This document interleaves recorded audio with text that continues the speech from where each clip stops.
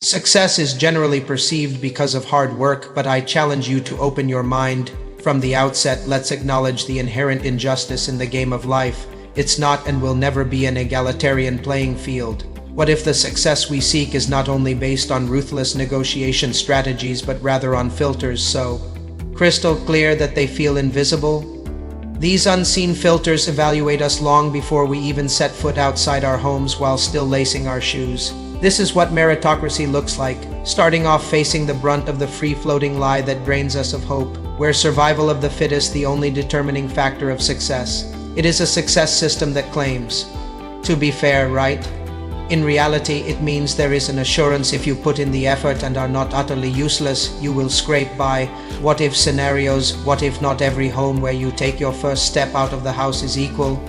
What if, while you scavenge the internet for bits and pieces of information to create a coherent narrative, others had full-fledged guides? What if you spent an hour waiting in long lines, hoping for a shot at an opportunity, while others effortlessly bypassed the queues, buoyed by their connections? Can you feel the unfair advantage they have? Philosopher Michael Sandel explained this illusion in his book, The Tyranny of Merit.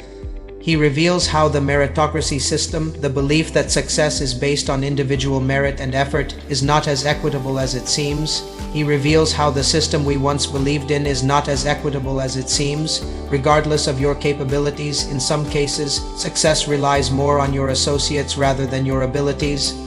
You bet they do. Or people experiencing poverty simply grind daily, only to be spectators. Such a diploma isn't a triumph, for not everyone can afford it. Some don't succeed as the most intelligent people on earth, but who excel at gaming the system, finding ways to exploit its flaws and biases to their advantage, often at the expense of others. Sandel argues that a meritocracy fails when it ignores inequality, when it forgets that not every effort leads to a reward, and not every reward stems from effort. As someone who was once a studious performer in my early years, I understand that striking the balance of hard work pays off. The only way I thought was by waking up early, studying until there was no breath left in me, and memorizing not just the pages but whole books, not just for the examinations but for life. And then I sank back down, disillusioned. I had believed that hard work was the ultimate key to success, only to learn the disheartening truth. There are some obstacles in this world that skill simply can't carve a path through.